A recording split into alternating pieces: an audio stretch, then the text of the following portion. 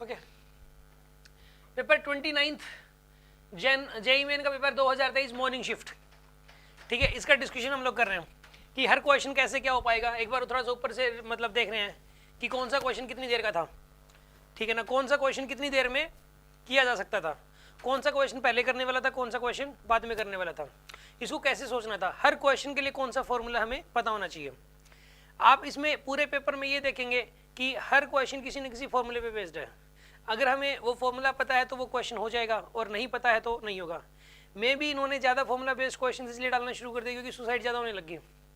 रोज़ newspaper में देखो suicides हो रही हैं, तो ताकि वो पेपर का जो लेवल है वो कम करेंगे तो इंस्टीट्यूट भी थोड़ा सा कम लेवल कराएंगे, बच्चों के ऊपर प्रेशर उतना नहीं पड़ेगा। मे भी ये वजह हो सकती है। इसके अंदर सुनो, इसमें देखिए आप, ये वाला क्वेश्चन है, जैसे ये वाला जो क्वेश्चन है क्लास नोट्स के अंदर लिखा हुआ है, इसी क्वेश्चन को जैसे अलग अलग तरीके से 2 बार मैंने कराया था, एक बार करंट इधर मान के, एक बार इधर मान के, ठीक है। लेकिन था क्या इस क्वेश्चन में, इस क्वेश्चन को करना कैसे था, इस वाले क्वेश्चन के अंदर जैसे कि यहाँ पे मैग्नेटिक फील्ड निकालना था, यहाँ पे ऐसे वायर जा रही है, ये वायर नंबर 1 है, ठीक है ना, ये वायर नंबर 2, ये वायर नंबर 3 और ये वाली वायर नंबर 4 है। यहाँ पर नेट मैग्नेटिक फील्ड निकालना था। वायर नंबर 1 की वजह से यहाँ पे मैग्नेटिक फील्ड कितना हो जाएगा बताइए, 0 हो जाएगा, क्योंकि मैंने आपको बताया था कि वायर के सामने वाला पॉइंट हो, ठीक है, वायर के अलोंग कोई पॉइंट, जैसे करंट जा रहा है इस पॉइंट पे, इस पॉइंट पे, इस पॉइंट पे, इस पॉइंट पे, इस पॉइंट पे, मैग्नेटिक फील्ड 0 होता है, ये बात बताई गई थी। ये सेमी इनफाइनाइट वायर है, यहाँ से लेके यहाँ तक, सेमी इनफाइनाइट वायर की वजह से मैग्नेटिक फील्ड कितना होता है, कोई बताएगा? चलो, कंप्लीट इनफाइनाइट वायर की वजह से कितना होता है, mu not I bye 2 pi D होता है, और सेमी इनफाइनाइट वायर की वजह से कितना होता है, कोई बताएगा? सेमी इनफाइनाइट वायर की वजह से mu not I bye 4 pi D, ये बताया गया था सेमी इनफाइनाइट वायर की। या फिर एक जनरल फाइनाइट वायर को लेके उसमें अल्फा की वैल्यू 0 और बीटा की वैल्यू 90 इस तरीके से डाल के कर लो आप, ठीक है ना। इसमें इस क्वेश्चन में तो अल्फा की वैल्यू 90 और बीटा की वैल्यू 0 डाल के कर सकते हो आप। इसका answer mu not I bye 4 pi D आएगा यहाँ पे, इसकी वजह से। तो अब इसकी वजह से क्या आएगा, 0, और इसकी वजह से कितना आ जाएगा, फिर से सेमी इनफाइनाइट वायर की वजह से mu not I bye 4 pi D होता है। और यहाँ पे डायरेक्शन निकालनी है, तो ये बताइए करंट ऐसे नीचे जा रहा है, अंगूठा नीचे की तरफ करो, यहाँ पे ऐसे मतलब जो है, यहाँ पे मैग्नेटिक फील्ड यहाँ से अंदर एंटर करेगा, यहाँ से बाहर निकलेगा, तो मैग्नेटिक फील्ड यहाँ पे बाहर की तरफ होगा इस पॉइंट पे, और इसकी वजह से बताइए बाहर की तरफ होगा, दोनों ऐड हो जाएंगे यहाँ पे। तो आंसर देखो, मन में सोच रहा है mu not I bye 2 pi D answer है इसका। मैंने कोई मार्कर, कोई पेन नहीं, मतलब कुछ नहीं, मतलब जो साफ साफ है, फॉर्मूला बेस्ड क्वेश्चन है और मन में होने वाला क्वेश्चन है ये वाला। Mu not I bye 2 pi D answer आएगा इसका। यहाँ पे डी की जगह म्यू नॉट आई बाय, देखो एल को ही क्या, डी यहाँ पे ये वाला, ये था डी यहाँ पे ये था, तो इसने 2D को यहाँ पे L लिख दिया, 2D को L लिख दिया, बी ऑप्शन करेक्ट है इसका। मतलब सोचने वाली बात है कि आधा पेपर ऐसे आने लग गया कि जिसमें आप बिना पेन उठाए भी कर सकते हो। बहुत सारे क्वेश्चंस में दिखाऊंगा बिना पेन उठाए हो जाएंगे अगर अपने को फॉर्मूले आते हैं तो, ठीक है ना। अगला क्वेश्चन देखिए आप, अगला क्वेश्चन, अब देखिए ये वाला क्वेश्चन है, इसमें अब मैं आपको एक चीज बताता हूँ। ये वाला क्वेश्चन है, ये वाला क्वेश्चन फॉर्मूला बेस्ड है। कैसे? एक बार तो थोड़ी सी इक्वेशन लिखनी पड़ेगी, लेकिन तुरंत हो जाएगा। A block is sliding down an inclined plane of inclination 30 degree with an acceleration of g/4। यार देखो, इस क्वेश्चन को सुन देखते ही मेरे माइंड में क्या चीज आई है कि यार अगर स्मूथ सरफेस हो, इंक्लाइंड प्लेन स्मूथ सरफेस हो, तो कितना एक्सेलरेशन होता है, कोई बताएगा? G sine theta by beta plus 1। ये तो रोल करते हुए कोई बॉडी आई तब होता है। अगर कोई बॉडी रोल करते हुए इंक्लाइंड प्लेन पे और प्योर रोलिंग हो तो होता है g sine theta by beta plus 1, ये तब होता है। यहाँ पे ब्लॉक है, कोई बॉडी रोल करते हुए नहीं आ रही, ब्लॉक है। लॉज ऑफ मोशन में बताया गया था, उसका एक्सेलरेशन कितना होगा बताइए आप? जी tan थीटा होगा। शाबाश, बहुत बढ़िया, अति सुंदर। और कोई बताएगा कि अगर स्मूथ सरफेस है तो कितना एक्सेलरेशन होगा? ये बेसिक पॉइंट में हमने याद भी करवाया आपको, कॉपी में भी लिखा हुआ है, कई बार सुना भी गया है। सिर्फ जी साइन थीटा आएगा, उसमें बीटा प्लस 1 नहीं लगता। बस अगर स्मूथ सरफेस हो तो क्या होता है, जी साइन थीटा, सीधी सी बात है। और अगर रफ सरफेस हो तो कितना एक्सेलरेशन होता है? 3 केसेस थे, एक तो स्मूथ सरफेस, और ये मैंने बाद में रोटेशन के दौरान भी बताई थी ये बात कि अगर स्मूथ सरफेस हो तो g sine theta, rough surface हो और ऊपर ब्लॉक हो। देखो, अगर स्मूथ सरफेस है, ऊपर ब्लॉक है, चाहे कुछ भी है, फिर तो जी साइन थीटा ही रहेगा। और रफ सरफेस है तो क्या आएगा एक्सेलरेशन? रफ सरफेस है तो यहाँ पे ये रफ सरफेस है, म्यू है। अब इसका एक्सेलरेशन बताओ कितना आएगा? हाँ जी, अभी इसका जो एक्सेलरेशन है वो बताइए क्या आएगा? यहाँ पे अगर रफ सरफेस है तो कोई बताएगा रफ सरफेस है तो कितना होता है एक्सेलरेशन? अगेन बेसिक पॉइंट की जरूरत है यहाँ पे, और उसी फॉर्मूले का यहाँ पे यूज भी हो रहा है। यानी हमें ये फॉर्मूला नहीं पता तो ये क्वेश्चन हम नहीं कर पाएंगे। इसका आंसर था जी sine theta minus mu G cos theta, और इसको प्रॉपर बताया गया था कैसे आया ये। अगर रफ सरफेस हो तो एक्सेलरेशन जो होता है इसका नीचे की तरफ ये हो जाएगा जी साइन थीटा माइनस में म्यू जी कोस थीटा। यहाँ पे ये ना स्मूथ सरफेस तो हो नहीं सकता, म्यू की वैल्यू 0 नहीं हो सकती इसमें, क्योंकि ना आंसर जी साइन 30 होता है 1/2 एक्सेलरेशन 5 का g/2 का होना चाहिए फिर तो, लेकिन इसने बोल दिया g/4 है। ये स्मूथ सरफेस तो पक्का नहीं है, स्मूथ तो पक्का नहीं है, म्यू की वैल्यू 0 नहीं हो सकती, क्योंकि म्यू की वैल्यू 0 होती तो यहाँ पे g/2 होता। अब इसने g/4 बोला, g/2 से कम एक्सेलरेशन, एक्सेलरेशन कम है तो इसका मतलब ये हुआ कि यहाँ पे रफनेस है पक्का, और रफनेस है तो ये वाला फॉर्मूला लगेगा जी sine theta minus mu G cos theta. इसमें शायद इसने म्यू की वैल्यू पूछी है इस केस के अंदर, आगे शायद पूछ लेगा, म्यू की वैल्यू ही बतानी होगी। तो ए हमें पता है, हमें थीटा हमें पता है इस केस के अंदर, जी की वैल्यू में पता है, बस म्यू की वैल्यू निकल के आ जाएगी, सिंपल सी बात है। कितना आसान क्वेश्चन है। मुझे रफ सरफेस है कैसे पता लगा रफ सरफेस है, क्योंकि मुझे तीनों फॉर्मूले पता थे, बस मुझे इस बात का पता था कि अगर स्मूथ सरफेस है तो जी साइन थीटा का एक्सेलरेशन होता है, तो जी साइन थीटा की वैल्यू निकालो ना कितनी होती है, जी साइन थीटा, जी साइन थीटा, जी की वैल्यू 10, जी की वैल्यू जी रख लो, साइन थीटा कितना होता है, साइन 30 कितना हो जाएगा इसके इसमें, तो एक्सेलरेशन कितना आना चाहिए था, स्मूथ सरफेस होता तो एक्सेलरेशन कितना आना चाहिए था, क्या अभी g/2 दे रखा है इसने, g/2 से कम दे रखा है, g/2 से तो कम एक्सेलरेशन किस लिए हुआ होगा, रफ सरफेस है तभी तो हुआ होगा ना, और ऊपर ब्लॉक का जिक्र कर रखा है इसने, अगर ब्लॉक का जिक्र कर रखा है तो g sine theta by beta plus होगा तो मतलब ही पैदा नहीं होता, वो तो कोई रोलिंग बॉडी होती है, hollow cylinder solid cylinder ring disc होता है तब होता है वो तो, यहाँ बात ही सिलेंडर की, यहाँ पे बात ही ब्लॉक की हो रही है, बात ब्लॉक की हो रही है, तो फॉर्मूले दो ही रह गए बस, एक स्मूथ सरफेस के लिए जी साइन थीटा और एक रफ सरफेस के लिए जी sine theta minus mu G cos theta. समझ आ रही है बात आपको, ये दोनों फॉर्मूले बेसिक पॉइंट में ना लिख रहे हो तो बता देना आप, एज इट इज लिख रखे हैं, क्लास नोट्स के अंदर भी करवा रखे हैं, इसके अंदर जो है ना उसको सुना भी गया, तो यहाँ पे ये वाला जो फॉर्मूला है इसके अंदर बस वैल्यू पुट करनी थी आपको, बात आंसर आ गया था, म्यू की वैल्यू निकालनी थी, इसमें आ जाएगी म्यू की वैल्यू, और इस टाइप के क्वेश्चंस डीपी में दे रखे हैं, ठीक है ना। अब सुनो अगली बात, ये ना म्यू पूछा इसने म्यू पूछा 1/2√3 आ जाएगा आंसर। अब सुनो अगला क्वेश्चन, देखो आप इसका एनिमेशन आपको दिखाया गया था क्लास के अंदर, ठीक है ना, थर्ड का, friction will provide require centripetal, ये आंसर 3, ये रुको एक बार मैं क्वेश्चन देखता हूं इसमें,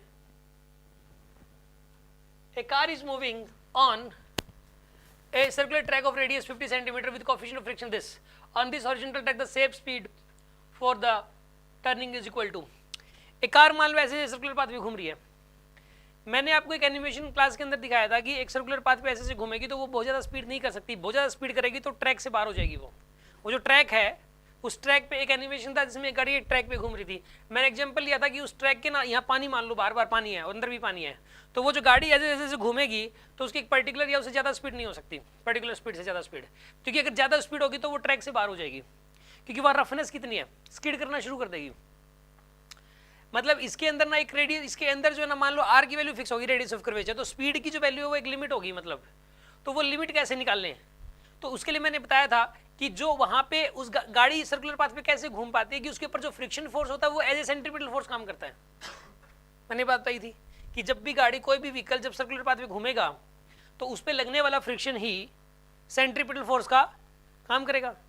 ये बताया गया था कि मैंने आपको एग्जाम्पल लिया था कि आपके पास साइकिल मोटरसाइकिल कुछ भी हो, बिना झुकाए आप मोड़ के दिखा देना, बिना झुकाए आप नहीं मोड़ सकते, क्योंकि आप झुकाओगे तो फ्रिक्शन मतलब टेंजेंशियली लग जाएगा और वही सेंट्रीपिटल फोर्स प्रोवाइड करेगा, बिना झुकाए तो आप मोड़ ही नहीं सकते, ठीक है।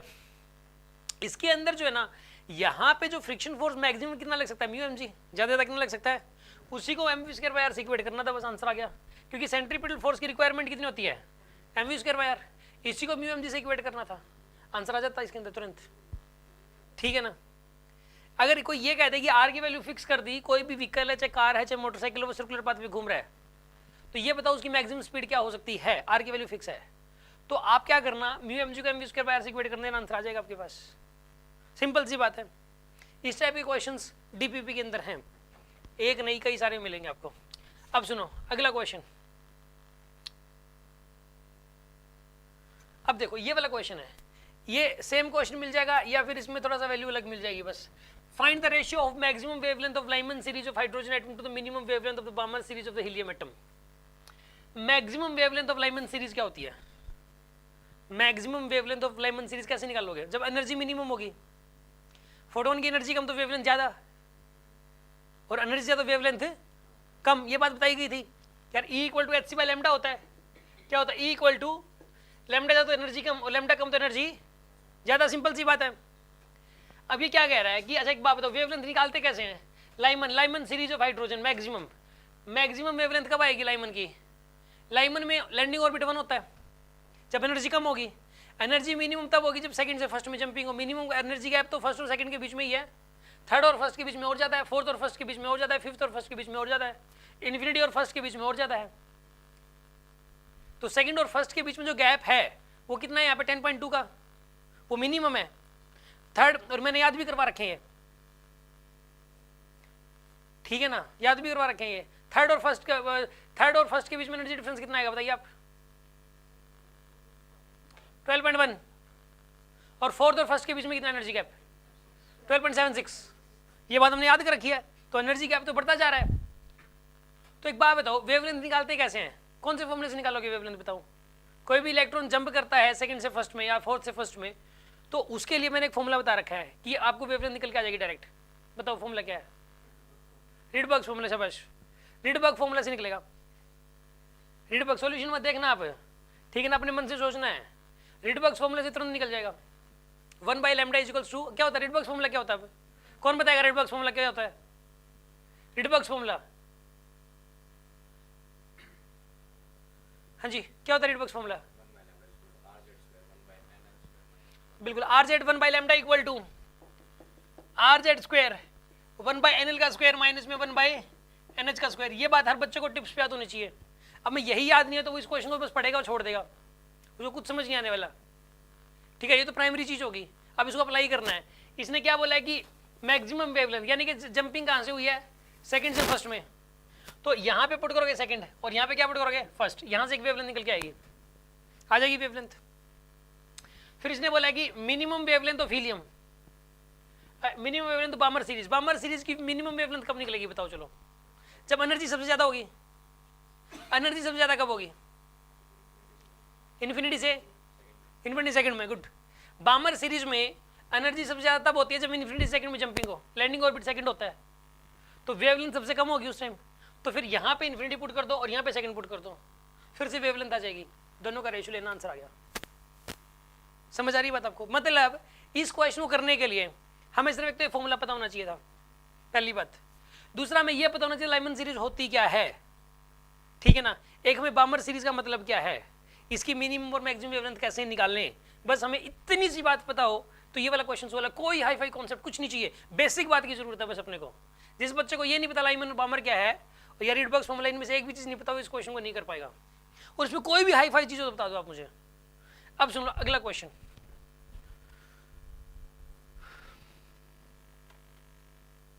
इनके सॉल्यूशन में मत जाओ, कई क्वेश्चन पढ़ते हैं बिना ट्राई किए सॉल्यूशन पे आ जाते हैं सीधा ही। 5th क्वेश्चन, यार एक बात बताओ, डायमेंशंस पूछी हैं यार, ये तो बिल्कुल एक बेसिक क्वेश्चन है, इससे ज्यादा बेसिक क्वेश्चन क्या हो सकता है? देखो इसने क्या बोला कि डायमेंशन वाले क्वेश्चन के अंदर the dimensional formula of the pressure gradient is, अब सुन लो, अब pressure gradient is x, electric field is y, energy density has w and the latent heat is z। इसके अंदर डायमेंशनल फॉर्मूला पूछा है इसका। प्रेशर ग्रेडियंट क्या होता है? प्रेशर ग्रेडियंट होता है फोर्स बाय एक्स। देखो किसी के आगे ग्रेडियंट लग जाए ना तो यानी कि उसका rate of change with the height. एक ना आपने सुना होगा वेलोसिटी ग्रेडियंट। वेलोसिटी ग्रेडियंट कहाँ पे सुना है बताओ? वेलोसिटी ग्रेडियंट मैंने बताया था, कब था वेलोसिटी ग्रेडियंट ये बताओ? हाँ क्या, तो उसको क्या बोलते हैं, क्या बोल, डीवी बाय डीएल बोल दो, चाहे डीवी बाय डीएक्स बोल दो। कहाँ था वेलोसिटी ग्रेडियंट, को बताएगा मुझे? सेंट्रीपिटल में बताया था, है फ्लूइड में बताया था। फ्लूइड में क्या बताया था वेलोसिटी ग्रेडियंट के बारे में? हाँ हाँ, उसमें क्या बताया था? N A DV by D S तो बताया गया था, ये विस्कस फोर्स था, लेकिन ये डीवी बाई डी एस यहाँ पे वेलोसिटी ग्रेडियंट होता क्या, कैसे निकालते हैं वेलोसिटी ग्रेडियंट को?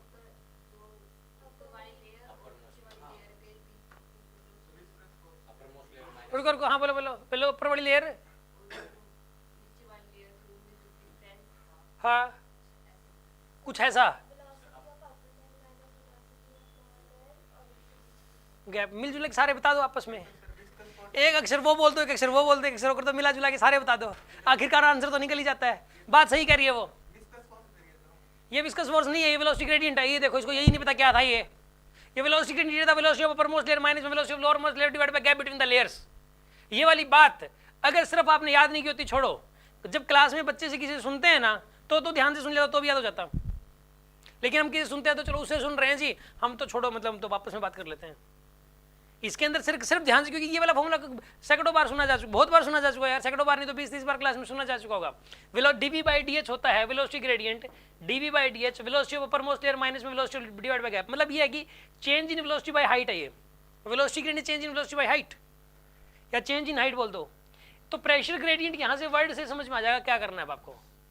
तो delta P by delta H हो जाएगा यहाँ पे, change in pressure by height. यानी कुछ ऐसा होता है कि अपर मोस्ट लेयर और लोअर मोस्ट लेयर का प्रेशर अलग अलग होता है, प्रेशर ग्रेडियंट निकालना होता, तो upper most minus lower most layer का प्रेशर का डिफरेंस बाय हाइट वैसा ही हो जाता। किसी भी चीज़ का ग्रेडियंट निकालना हो ना, एक होता है पोटेंशियल ग्रेडियंट। पोटेंशियल ग्रेडियंट ये वाला आएगा आपके जो इलेक्ट्रोडाइनमिक्स आप पढ़ोगे उसमें आएगा पोटेंशियल ग्रेडियंट। जो पोटेंशियोमीटर होता है उसमें होता है पोटेंशियल, मतलब जैसे पोटेंशियोमीटर वायर होती है तो इस पॉइंट का पोटेंशियल माइनस में इस पोटेंशियल इस पॉइंट का potential divide by gap between the points, वो था पोटेंशियल ग्रेडियंट। यहाँ का पोटेंशियल माइनस में यहाँ का पोटेंशियल डिवाइडेड बाय गैप। तो डिवाइड बाय गैप तो सब में ही आता है, तो कहने और गैप की डायमेंशन क्या हो जाएगी, एल हो जाएगी। तो यहाँ पे चेंज इन प्रेशर बाय ये गैप हो गया। तो प्रेशर की डायमेंशन में पता ही है, प्रेशर की डायमेंशन क्या होती है, फोर्स बाय एरिया, तो वहाँ से लिख दोगे। और ये एक्स है, एक्स की डेल्टा एक्स, ठीक है ना, इसकी डेल्टा एक्स की डायमेंशन एल क्यूब, ये ऊपर वाला भी मिला के कर रहा है, एल आएगी इसी इसकी। तो यहाँ पे force by change in pressure by x करके एक्स की एल आ जाएगी, सोल्व करके ये आ जाएगा आपके पास। फिर उसके बाद इसी तरीके से इलेक्ट्रिक फील्ड की लिख लोगे आप एनर्जी डेंसिटी। एनर्जी डेंसिटी क्या होता है बताइए, एनर्जी डेंसिटी का फॉर्मूला क्या होता है, बताया गया क्लास में एनर्जी डेंसिटी का फॉर्मूला, कहीं भी बताया गया एनर्जी डेंसिटी, हाँ बताइए ना, half into stress into strain, ये फॉर्मूला बताया, शाबाश। लेकिन इस निकला कैसे था फॉर्मूला, इसका मतलब क्या था, ये आया कहाँ से था, ये क्लास में करके बताया था कि ये फॉर्मूला आया कहाँ से है। हाँ वैल्यू तो रखी थी हमने, लेकिन ये फिर भी कैसे एनर्जी डेंसिटी का मतलब क्या है, डेरिवेशन स्टार्ट कैसे हुई थी इसकी, 2 लाइनों का डेरिवेशन था, कैसे निकालेंगे एनर्जी डेंसिटी रोड के केस में, रोड के केस में एनर्जी डेंसिटी। या फिर छोड़ो, इलेक्ट्रोस्टैटिक्स में भी चलो आपने पढ़ा नहीं, 12th वालों ने पढ़ा है, आप बताओ 12th में जिन्हें पढ़ा है कि एक कैपेसिटर है, कैपेसिटर के अंदर इलेक्ट्रिक एनर्जी डेंसिटी होती है, क्या होती है कैपेसिटर में एनर्जी डेंसिटी, पहले तो बता दो। हमें बेसिक पॉइंट नहीं याद, सीधी सी बात यही है, सीधी सी बात ये, हमें बेसिक पॉइंट याद नहीं है। अब मैं बताता हूँ क्या था, सुन आप, वो जो एनर्जी डेंसिटी रोड के अंदर, इसने फॉर्मूला बता दिया, half into stress into strain. ये कहाँ से आया था, एनर्जी बाय वॉल्यूम से। रोड के अंदर जो एनर्जी स्टोर थी डिवाइड बाय उसको वॉल्यूम कर दिया था, कॉपी निकाल के देख लेना, यही किया गया, एनर्जी बाय वॉल्यूम से, और फिर वहाँ से फॉर्मूला निकल के आया था। तो एनर्जी बाय वॉल्यूम होता है एनर्जी डेंसिटी। या फिर चलो कैपेसिटर की बात करते हैं, कैपेसिटर के अंदर एनर्जी डेंसिटी का फॉर्मूला था half epsilon not E square, half epsilon not E square होता है।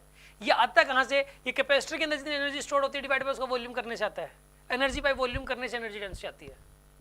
Simple formula based basic point use हो रहे हैं अगेन हर क्वेश्चन के अंदर।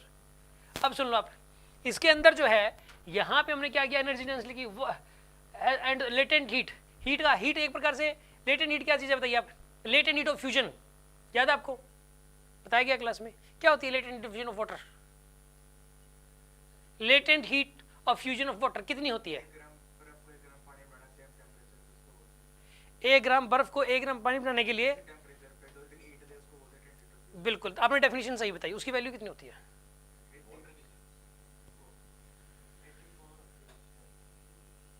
यूनिट भी क्या होती है उसकी वैल्यू, बताओ वैल्यू, 84, 0.47,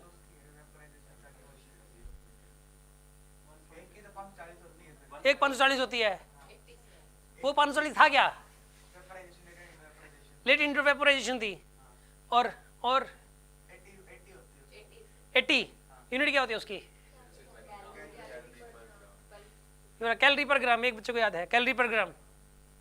अब सुनो यहाँ पे, अब देखो डायमेंशन वहां से निकल जाएगी, कैलोरी पर ग्राम मतलब कैलोरी किसकी यूनिट है, एनर्जी की, और ग्राम किसकी यूनिट है, मास की, एनर्जी बाय मास होता है इसका मतलब, सीधी सी बात ये है। एनर्जी डिवाइड बाय मास, वहां से आ जाएगा। एनर्जी की डायमेंशन में पता है, मास की में डायमेंशन पता है, वहां से आ जाएगा।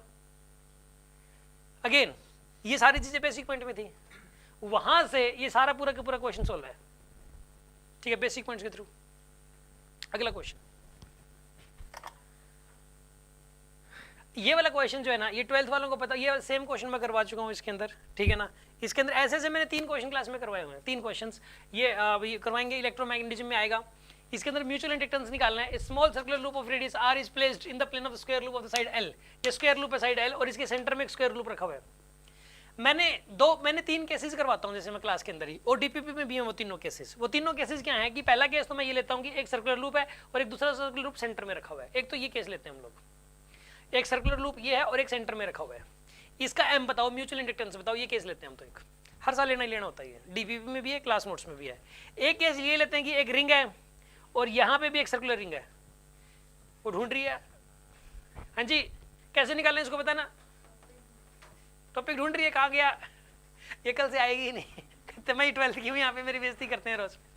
यहाँ पे जो है ना, यहाँ पे एम की वैल्यू बताओ, एक ये केस था, एम की वैल्यू इसकी बताओ। और एक केस लेते हैं, एक सोलेनोइड के ऊपर एक वायर लपेट दी, ठीक है ना, इसका एम बताओ पूरे सिस्टम का। ये 3 केस लेते हैं, इनका म्यूचुअल इंडक्टेंस पूछा जाता है। अब इसने क्या किया है, पैटर्न वही लगाना है, इसकी जगह बस एक सर्कुलर ये ले लिया बस, और कुछ नहीं है। और इनका जो डेरिवेशन जिस तरीके से होता है, इसमें और उसमें कोई फर्क नहीं है, कोई भी फर्क नहीं है। इनमें जो बच्चा कहता है मेरे को इनमें से एक भी आता है, तो वो पक्का कर देगा इसको, जिसको इनमें से एक भी आता होगा तो, ठीक है। 12th वाले स्टूडेंट्स कैसे करें? 4 बच्चे हैं जो पढ़ चुके हैं ये टॉपिक हमसे। हाँ जी, हाउ टू सॉल्व दिस, कोई भी student. Minus L D I by D T, अब मैं क्या करूँ उस माइनस एल डी, क्या है ये minus L D I by D T? वैसे ये म्यूचुअल इंडक्शन का फॉर्मूला है, ये सेल्फ इंडक्शन का फॉर्मूला है, ये सेल्फ इंड्यूस्ड ईएमएफ का फॉर्मूला बाय द वे। यहाँ पे म्यूचुअल इंडक्टेंस पूछा गया है, तो उसको कोई लेना देना नहीं है। कैसे करें? This is the problem. हम पूरा साल भर ये सोचते रहते जो सर करवा रहे हैं उसमें से आएगा कि नहीं आएगा, सर अगर उसमें से आएगा। यही वजह, अगर हम जिस दिन ये दिमाग में आ जाएगा ना जो सर करवा रहे यही आएगा पेपर में, दिमाग में ये चीज बैठ जाएगी ना, तो उस दिन आता हुआ मिलेगा आपको, ठीक है ना। हमें एक छोटी छोटी बात भी नहीं पता, ठीक है, हम सफाई दे देते थक जाते हैं। अब तो जेईई मेन का पेपर सामने है और एक काम और करना, नीट का पेपर कब है? 8 तारीख को आप मिलोगे सारे के सारे यहाँ पे, 8 को यहाँ मिलना, ठीक है ना। 8 तारीख को आप यहाँ मिलना, 8 तारीख को मैं फिर से पूरा पेपर मैच कराऊंगा। इधर बेसिक पॉइंट और डीपीपी होंगे और एक क्वेश्चन ऐसे ही मैच हो रहा होगा ना। सर अभी ना थोड़ा सा कोई आ गया तो सर इधर से आ गया तो उधर से आ गया तो, ये प्रॉब्लम है। 6 को तो पेपर कहाँ से आएगा 6 को? सुन लो, अब देखो आप अगला केस, इसमें जो है ना यहाँ पे इसमें करना क्या होता है, सुन लो आप। इसमें पहले आई का करंट अपनी तरफ से मानना होता है, इन तीनों ही केसेस में आई का करंट अपनी तरफ से मानना होता है।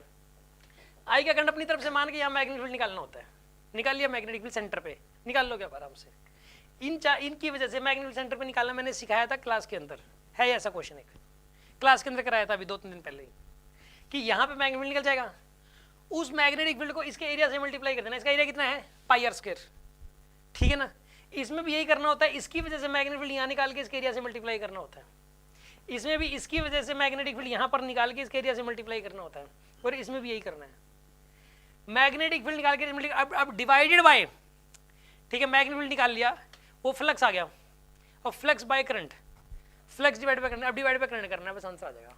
ये तरीका होता है एम निकालने का, ये सिखाया जाता है। ये म्यूचुअल इंडक्टेंस एक टॉपिक है प्रॉपर, ये टॉपिक क्लास के अंदर करवाया जाता है। एक बहुत ही सिंपल सा टॉपिक, आधे घंटे में खत्म हो जाता है, उसी के ऊपर ये बेस्ड क्वेश्चन था। अब सुन लो अगला मुद्दा, सुन लो बाप, इससे मतलब आसान क्वेश्चन, ऐसा जो क्वेश्चन है ये वाला क्वेश्चन मान लो आप नहीं कर सकते तो कोई इलाज नहीं है, क्योंकि ना ये इलेक्ट्रोडायनामिक्स का सबसे सिंपल क्वेश्चन है। इलेक्ट्रोडायनामिक्स से सिंपल क्वेश्चन नहीं आ सकता। और हाँ, इसके ऊपर मैंने एक बात थी, वो बात मैंने ना बड़े उस पर लिखवाई थी, मतलब पूरे पेज पे हिंदी में मैंने बताया था, अरे नहीं बढ़ता तो बढ़ने वो नहीं, मैंने बताया था कि अगर 2 चीजें पैरेलल में जुड़ी हों तो उनके अक्रॉस पोटेंशियल डिफरेंस सेम होगा।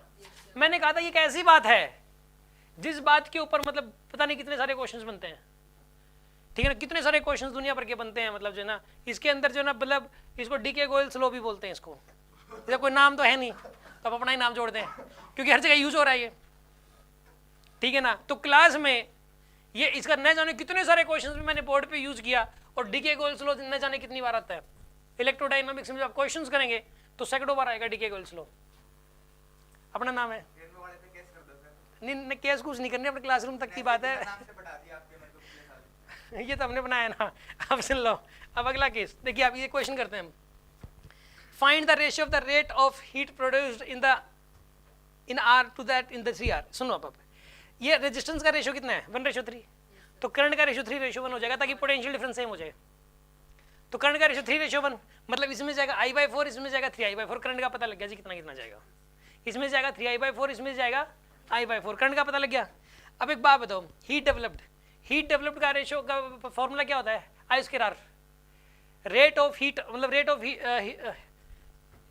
Of heat joule heating, rate of joule heating क्या होता है बताइए I²R। ये फॉर्मूला है ना जाने कितनी बार यार, ये फॉर्मूला बहुत बार यूज होता है I²R, और जूल हीटिंग का जो होता है I²RT, और रेट ऑफ जूलिंग होता है I²R, बेसिक पॉइंट्स में लिख रखा है, कितनी बार सुनते हैं इसको। तो I²R, यहाँ करंट का पता है मैं R से मल्टीप्लाई करता हूँ, यहाँ करंट का पता है R से मल्टीप्लाई करता हूँ, रेशियो आंसर आ जाएगा तुरंत। एक बहुत ही आसान और सिंपल सा क्वेश्चन, ठीक है ना। अब सुनो अगला question,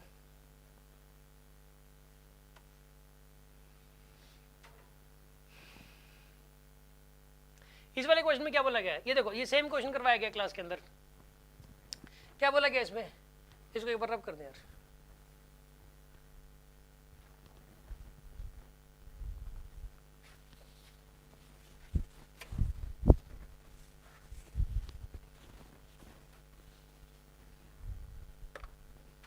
A disk of radius r is given omega naught angular speed omega naught and placed angle on the rough surface. Find the velocity of the center of disk when pure rolling starts. देखो भाई ये वाला जो question है, इसकी एक proper मैंने special DP बना रखी थी लास्ट ईयर, पुरानी डीपी के अंदर है वो, इस साल की डीपी में नहीं थी क्योंकि इसका क्वेश्चन आ गया ये वाला, बाय द वे जनरली आता नहीं है। लेकिन पुरानी पूरी एक डीपी रोटेशन की जो सबसे आखिरी वाली डीपी में देखेंगे, अन्नू के पास होएगी वो, उसमें इसके जो है ना 20 क्वेश्चनों में से 10 क्वेश्चन तो इसी के यहाँ के लिए, इसी टॉपिक के, कि किसी डिस्क को ओमेगा नोट से घुमा के रफ सरफेस पे छोड़ दिया, बस ओमेगा नोट से घुमाया रफ सरफेस पे छोड़ दिया, उसका मैंने एक शॉर्टकट बता रखा है, ठीक है। कि फाइनली उसके क्या पूछा, find the velocity of centre of disc. इसका फॉर्मूला होता था कि इसकी हो जाएगी R omega naught beta by beta plus 1, ये शॉर्टकट है इसका, beta by beta plus 1 R omega naught. अगर घुमा के छोड़ देना तो बाद में इतनी वेलोसिटी हो जाती है इसकी, सेंटर की वेलोसिटी, इसे तुरंत सोल्व हो जाएगा। ये डिस्क की बात हो रही है तो बीटा की वैल्यू क्या पुट करोगे यहाँ पे, डिस्क का बीटा कितना होता है 1/2, पुट कर देना, आंसर आ जाएगा इसके अंदर। ये सब नहीं करना, इसका सोल्यूशन नहीं करना, ये बकवास है।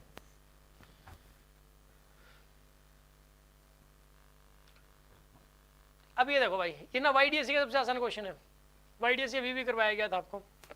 सुनो करते हैं इस क्वेश्चन को, इससे टफ क्वेश्चन डीपी में दे रखे हमने। सुनो इसके अंदर क्या है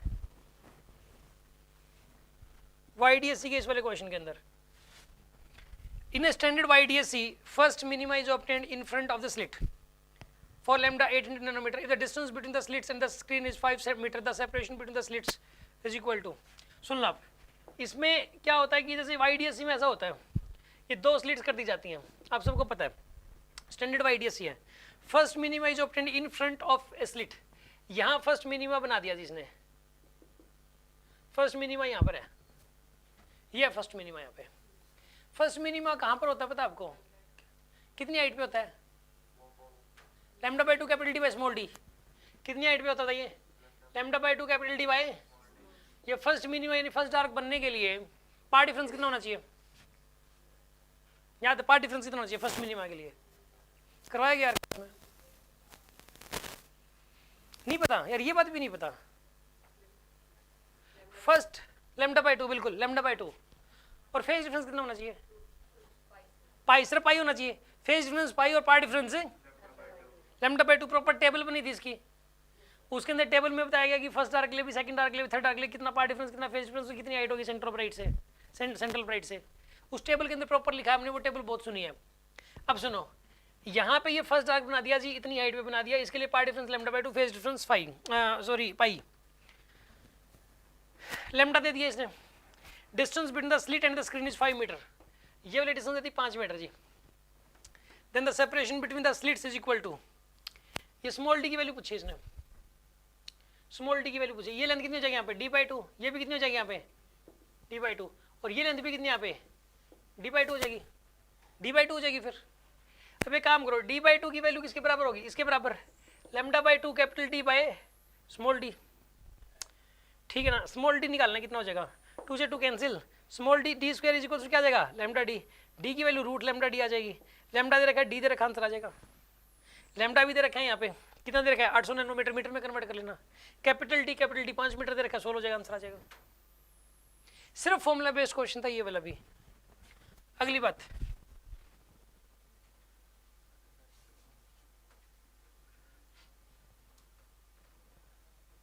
अब ये देखो यार, ये वाला जो क्वेश्चन है ये पिछले जो अभी जो हुए थे पेपर उनमें ऐसा क्वेश्चन दे रखा था। सोचने वाली बात है, जिस बच्चे ने ये पेपर दिया था ना 29 जनवरी वाला, वो बहुत फायदे मेरा, क्योंकि देखो मैं क्यों बताऊं क्यों फायदे मेरा, क्योंकि 23 तारीख को जो पेपर हुए 2 और 24 तारीख को जो पेपर हुए उनमें डायमेंशन वाले क्वेश्चन थे चारों में। इससे ये पता लगता है कि डायमेंशन वाला क्वेश्चन पक्का आएगा। आ गया डायमेंशन, ये वाला सेम क्वेश्चन, मतलब इसके अंदर थोड़ी वैल्यू चेंज हो रखी है, ठीक है ना। और ये पूछ रखा था नेट इलेक्ट्रिक बिल 0 कहां पर एक पेपर में, वही सेम क्वेश्चन उन्होंने फिर दे दिया। ये डीपीपीओ टेस्ट में तो है ही है, वो तो सारे क्वेश्चंस हैं डीपीपीओ टेस्ट में, तो ये तो डीपीपीओ टेस्ट में तो सारे ही क्वेश्चंस हैं।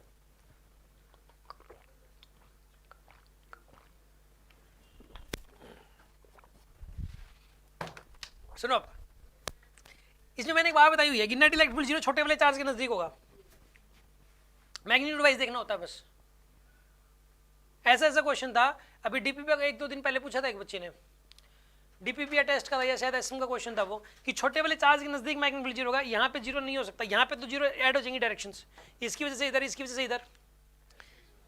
टेस्ट सीरीज में था, मतलब डीपीपीओ टेस्ट में से उठाते हैं टेस्ट सीरीज में, और कहाँ से देंगे यार।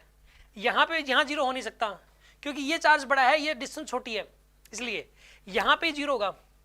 यहाँ से मान लो डिस्टेंस x पे 0 होगा, तो इसकी वजह से इधर हो जाएगा इलेक्ट्रिक फील्ड और इसकी वजह से इधर हो जाएगा, दोनों का इलेक्ट्रिक फील्ड इक्वेट कर दो, आंसर आ जाएगा। फिर कैंसिल हो जाएगा, x की वैल्यू आ जाएगी निकल के। x की वैल्यू पूछी थी इसमें, बहुत आसान क्वेश्चन है, 15 सेकंडों का क्वेश्चन है। चलो एक बात बताओ, कोई भी क्वेश्चन 15 से 30 सेकंडों से ज़्यादा तो लग ही नहीं रहा यार किसी भी टाइम किसी भी क्वेश्चन में। हमें तो सारे फॉर्मूले सब पता होना जरूरी है, बेसिक बातें पता होना जरूरी है, वो होता क्या है। अच्छा एक और चीज़, जो लाइमन और बामर के ऊपर बेस्ड क्वेश्चन आ रखा था चारों पेपरों में लगभग, 23 और 24 तारीख को लाइमन बामर पे हाइड्रोजन स्पेक्ट्रम पे क्वेश्चन आ रखा था, इन्होंने इसमें भी डाल रखा है। सेंट्रीपिटल फोर्स का क्वेश्चन आ रखा था, इसमें भी डाल रखा है। और सेंट्रीपिटल फोर्स का नॉर्मल सा क्वेश्चन आ रखा था हर एक में, वहां पर भी उसमें जो फोर्स लगता है उसी को mv² से इक्वेट करना था, बस इसमें भी यही दे रखा है। तो जिस बच्चे ने पहले वाले पेपर सोल्व कर लिया उसे तो ये हो जाएगा।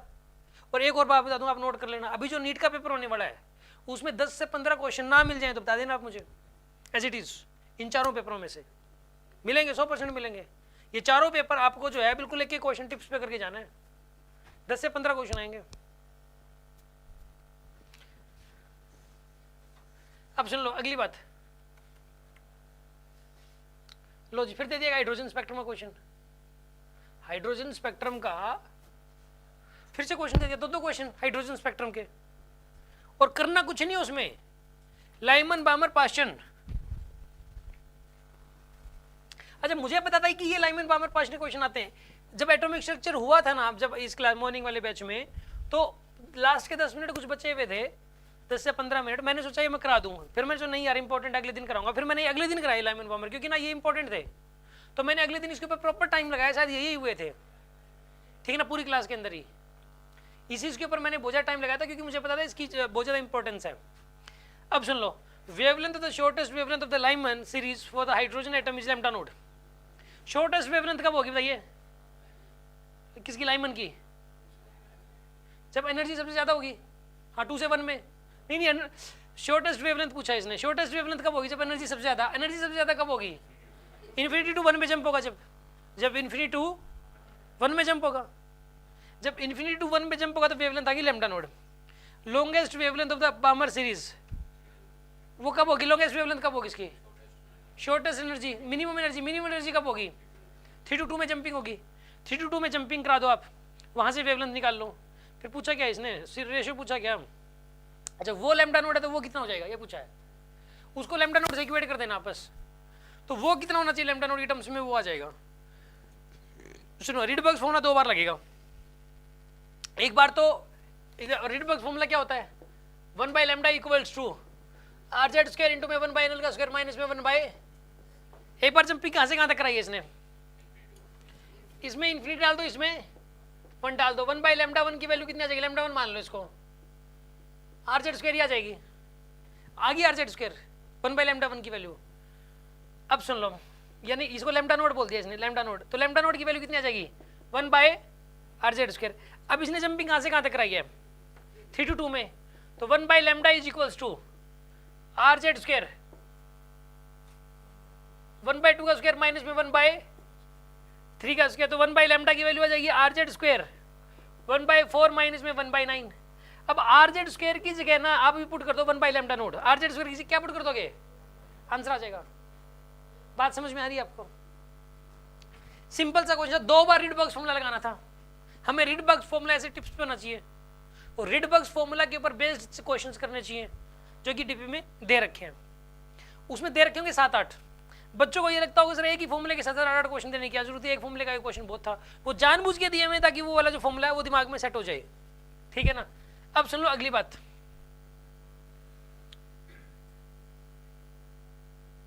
अब एक बात बताओ, ये वाला क्वेश्चन है डायरेक्ट उसके ऊपर बेस्ड है, जो बेसिक पॉइंट है, बेसिक पॉइंट में लिख रखा है, 5 सेकंड का क्वेश्चन भी नहीं है ये वाला, सिर्फ पढ़ने में जितनी देर लगेगी उतना ही है। एक्सेस प्रेशर पूछा, प्रेशर डिफरेंस सॉ बबल के केस में 4s by R 40 by R answer आ गया, ये रेडी हो, ये करेक्ट है। मैंने 3 केसेस बताए थे, 3 याद करने के लिए कहा था प्रेशर डिफरेंस। एक मैंने कहा था आपको वाटर ड्रॉप के केस में कितना होता है 2s बाय आर, एक एयर बबल के केस में 2s बाय आर, और एक सॉ बबल के केस में 4s बाय आर। ये चीज मैंने कहा था, अंदर और बाहर के प्रेशर डिफरेंस, अंदर का प्रेशर ज्यादा होता है, बाहर कम होता है, क्योंकि अगर गुब्बारे में हवा भर दो और उसके ऊपर पिन मार दो तो हवा अंदर से बाहर आती है, ये चीज बताई गई थी। तो अंदर प्रेशर ज्यादा होता है, बाहर कम होता है, और डिफरेंस कितना होता है बताइए 4s बाय आर का, तो ये आंसर 40 बाय आर, ये इसको टी बोल रहा है बस। डायरेक्ट देखते ही टिक मार्क होने वाला क्वेश्चन है ये वाला। अब सुन लो जी अगला case,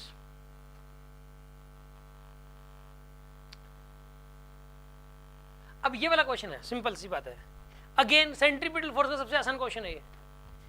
2 points or masses are moving in circular radius are under mutual gravitational at the speed of each mass। इसमें जो किसी एक मास में जो फोर्स लगेगा ना उसको mv स्क्वायर बाय आर से इक्वेट करना, आंसर आ जाएगा।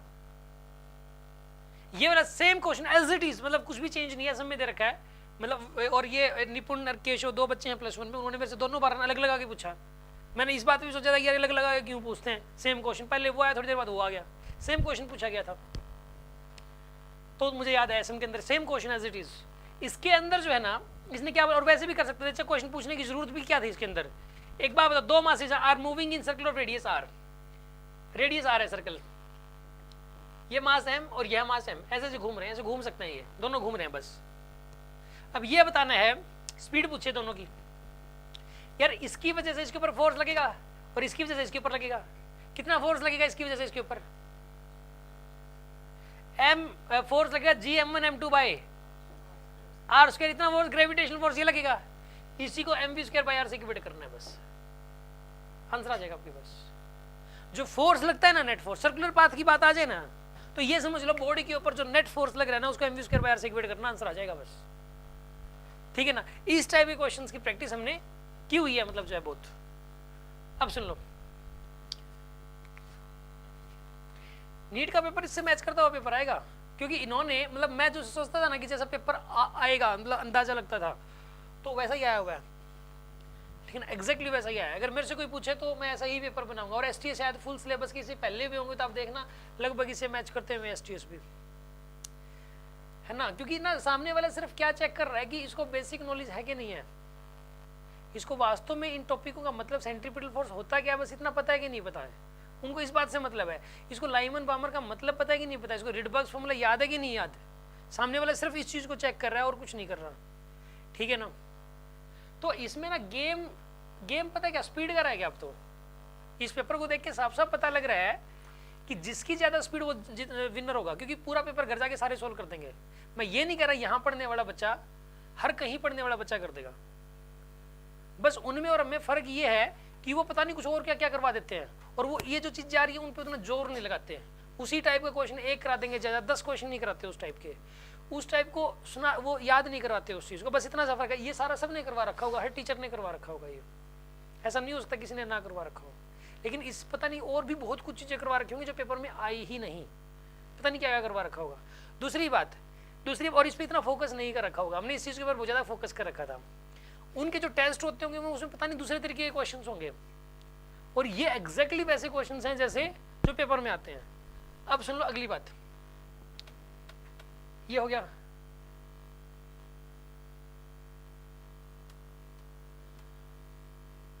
अब एक बात बताओ यार, ये वाला क्वेश्चन अब जैसे इसने क्या बोला कि फाइंड वागडन, कहाँ गया question, find work done in expanding the soap bubble from radius this to this, surface tension इतनी है यार।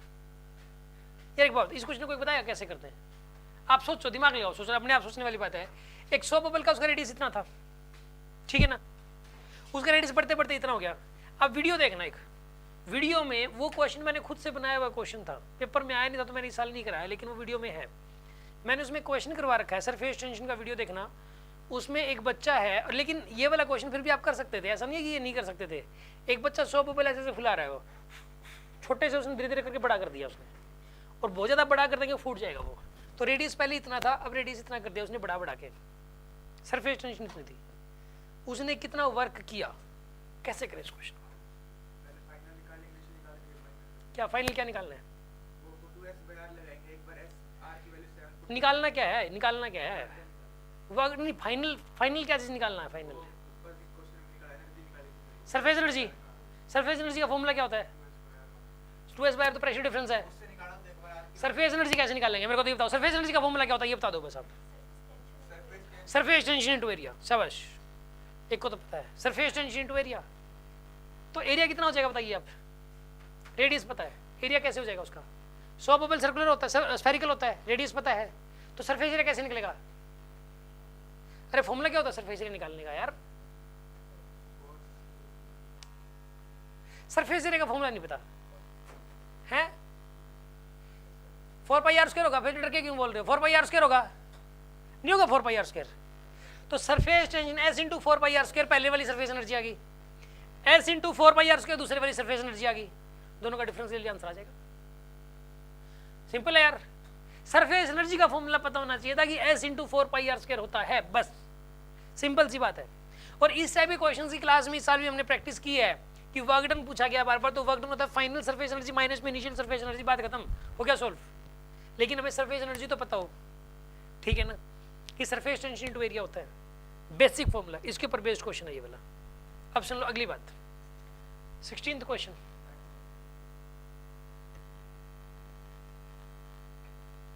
कितने रह गए, 10 रह गए, इसको अगली क्लास में डिस्कस करेंगे आगे पूरा। इसमें कुछ स्टूडेंट्स हो सकता है ये सोचेंगे यार वही डिस्कस होगा, रहने देते हैं, कहीं आएंगे नहीं, ठीक है, लेकिन वो कितना बड़ा नुकसान करेंगे अपने आप को शाना समझ के। ऐसे ही हुआ था लास्ट क्लास में भी, ठीक है, ये आपको नहीं आते कोई बात नहीं, लेकिन पता तो लग रहा है यार, पढ़ने का तरीका तो पता लगेगा आपको, कुछ तो याद हो रहा है, कुछ तो याद हो रहा है, मतलब जो प्रैक्टिस तो रही है, पूरा सिलेबस तो रिवाइज हो रहा है इसके थ्रू, आ रही है बात समझ में आपको, पूरा सिलेबस रिवाइज हो रहा है इसके थ्रू। एक तो इस पेपर को देख के मैं ये आइडिया लग रहा है कि पेपर कैसा आता है, मतलब इजी पेपर आता है, इसके क्वेश्चन हमने 15 क्वेश्चन डिस्कस कर लिए थे, अब 16वें क्वेश्चन पे आते हैं, ठीक है ना। सुन आप, in an isochoric process on ideal gas initial temperature is equal to 27 degree Celsius. Isochoric process है, उसका इनिशियली टेम्परेचर 27, आइसोकोरिक प्रोसेस का नाम आते ही मेरे दिमाग में पता क्या है, वॉल्यूम कांस्टेंट है, हीट सप्लाई करेंगे पूरी इंटरनल एनर्जी के पास जाएगी, और हीट एनर्जी बाहर निकलेगी पूरी इंटरनल एनर्जी में से कम होगी, वो हमने टेबल याद कराई थी, और इस चीज़ को मैंने सैकड़ों बार रिपीट किया था इस बात को, ठीक है। Is equal to 27 degree Celsius with initial pressure being equal to this. शुरू में टेम्परेचर था 300 केल्विन, और शुरू में प्रेशर कितना था 270 into 10⁻³ pascal. Now with final temperature is made equal to, final temperature कितना हो गया 36, 30 में ऐड करो 273 ऐड करो, इसमें कितना हो जाएगा ये, हाँ जी 309 हो जाएगा, 309 केल्विन कर दिया। देन द फाइनल प्रेशर पूछा है, एक बात बताओ इसमें कौन सा लॉ लगेगा, अगर वॉल्यूम कांस्टेंट रहता है तो बताइए क्या लगता है इसमें, P directly proportional to T, यही लॉ लगता है, यानी P1/T1 इज इक्वल्स टू सिर्फ ये लगाना क्वेश्चन सोल्व है, कितना सिंपल क्वेश्चन आया हुआ है। P1/T1 equals to P2/T2। इस टाइप के क्वेश्चंस आपको हीट एंड थर्मो की पहले डीपी पे मिल जाएंगे बहुत सारे, तुरंत सोल्व होने वाला क्वेश्चन है, कोई हाई फाई कॉन्सेप्ट नहीं है, सिंपल बेसिक पॉइंट है, P directly proportional to T। ठीक है जी, अब आ जाओ जी 17th क्वेश्चन पे। इसने भी ऐसे ही रखा है। अब सुन लो, ये वाला क्वेश्चन देखिए कितना आसान है। ये मैं बताऊं हाफ लाइफ का जो सबसे आसान क्वेश्चन हो सकता है ना, जानबूझ के ढूंढ के कि हाफ लाइफ का सबसे आसान क्वेश्चन ढूंढ लो पूरी बुक में से कहां पर है, और वो वाला डाल रखा है, ऐसा लग रहा है इस क्वेश्चन को देख के। सुनिए आप, the half life of a sample is 30 minute. Half life क्या होता है, जितने टाइम में मटेरियल आधा हो जाता है। मतलब जैसे मान लो 100 किलो है, तो 30 मिनट बाद कितना हो जाएगा, 50 किलो, फिर 30 मिनट बाद कितना हो जाएगा, 25 किलो, फिर 30 मिनट बाद कितना हो जाएगा, 12.5 kilo. Find the fraction of undecayed sample after 90 minutes. 90 minute के बाद अनडिकेड कितना होगा, कितना बचा हुआ होगा 90 मिनट बाद। एक बात बताओ, पहले मान लो कि एन नोड था, पहले एक हाफ लाइफ के 3 हाफ लाइफ होगी 90 मिनट में, तो 3 हाफ लाइफ, एक हाफ लाइफ के बाद कितना हो जाएगा n0/2, फिर अगली हाफ लाइफ के बाद, फिर अगली हाफ लाइफ के बाद n0/8 हो जाएगा, यानी 1/8। 5 सेकंड में हो रही है ना क्वेश्चन सॉल्व। यानी कि इसको 5 सेकंड में कर दो, 1 मिनट 55 सेकंड बच गए, और वो टाइम लगाओगे फिर मैथ्स पे, वो टाइम मैथ्स पे, क्योंकि मैथ्स थोड़ा टफ आता है। ठीक है ना, यहाँ तो फिजिक्स तो वैसे आने लगी कि इसमें से टाइम बचेगा बहुत सारा। अब ठीक है ना, पेपर जल्दी सोने वाले की जो मतलब टेक्निक है, मतलब ये वाला क्वेश्चन भी इतनी देर का था। आप एक चीज नोट करना, कोई भी क्वेश्चन 15 से 30 सेकंडों के बीच में ही है, 30 सेकंड्स के विदिन हो जाना है हर क्वेश्चन। अब सुनो अगला क्वेश्चन क्या है, इसके सोल्यूशन में मत जाना, जो बच्चा सोल्यूशन पे चला गया इसके, तो वो तो गया, वो तो नहीं कर पाएगा इस क्वेश्चन को।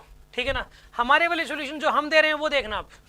ठीक है ना, ये वाला क्वेश्चन मैंने क्लास में कराया था, सुन आप, ये वाला सेम क्वेश्चन था, मतलब लगभग थोड़ा मैच करता, ये तुरंत हो जाएगा उससे। ठीक है ना, जिसने वो क्वेश्चन कर रखा होगा, मैंने केस करवाया था कि सामने एक शीट थी, ये वाली A/A की शीट थी, और इसके सेंटर से A/2 डिस्टेंस पे एक चार्ज रखा हुआ था, और मैंने कहा था कि इस चार्ज में से, इस शीट में से कितना फ्लक्स पास करेगा। था ऐसा क्वेश्चन क्लास के अंदर ही। इसका आंसर क्या है,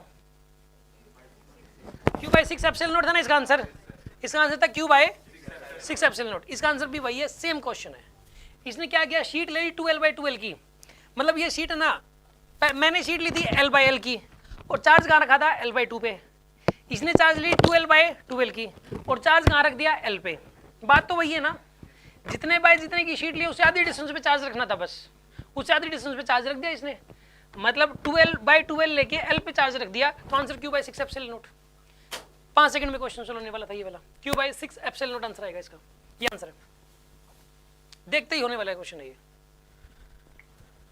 एक इससे ये पता लगता है कि फ्लक्स का क्वेश्चन आता है, फ्लक्स एक बहुत इंपॉर्टेंट टॉपिक भी है। अच्छा एक और चीज, आप एक चीज और नोट करना, आप पेपर लेके बैठ जाना, मैंने सर्कल्स लगा रखे हैं कुछ टॉपिक्स के, पूरी फिजिक्स में लगभग 160 टॉपिक हैं, 160 में से मैंने 50-60 सर्कल लगा रखे हैं, 50-60 टॉपिकों के। पूरा पेपर इन सिर्फ सर्कल वाले टॉपिक में से ही आया हुआ है, इससे बाहर कोई क्वेश्चन डाला ही नहीं इन्होंने।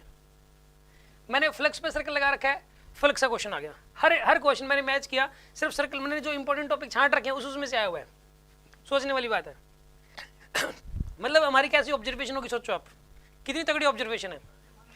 ये सर्कल जो लगाए हैं ये अब तो लगाए नहीं, ये तो पुराना पेपर हो गया ना, ये वाला बहुत है, ये आप चेंज किया हो इस पेपर को, है ना, तो सोचने वाली बात है यार।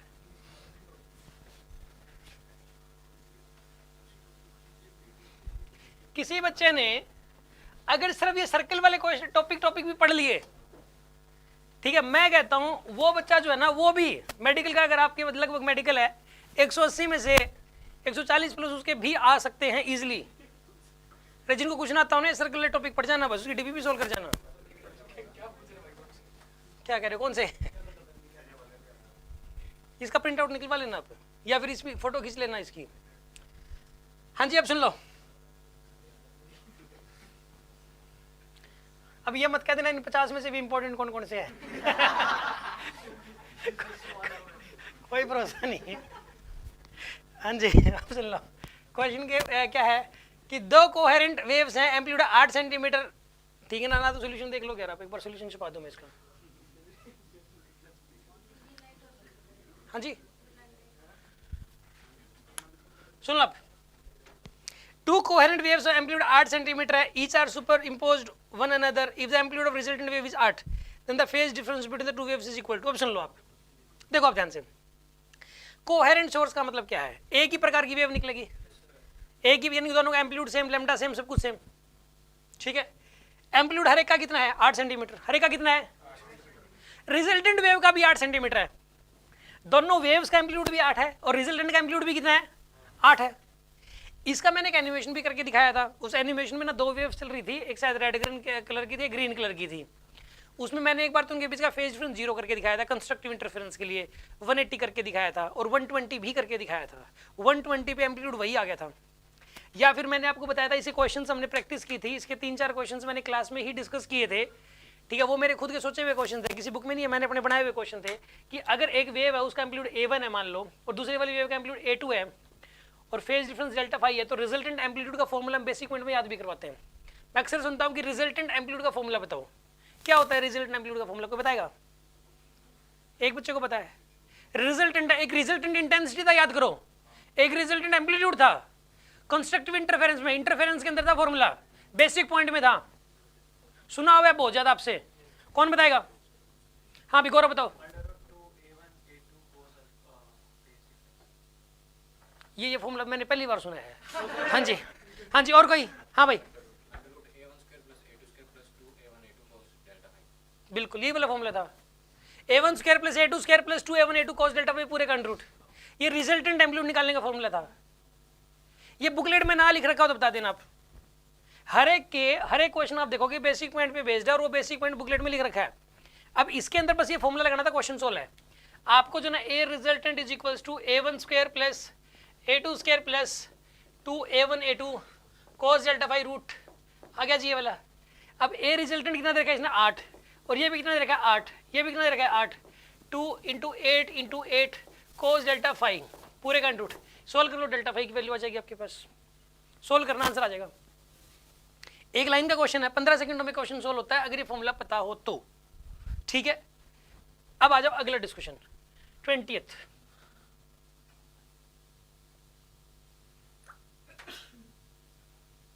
सुन लो आप, ये वाला क्वेश्चन क्लास में 2-3 दिन पहले ही कराया था सुबह के बैच में, ठीक है ना।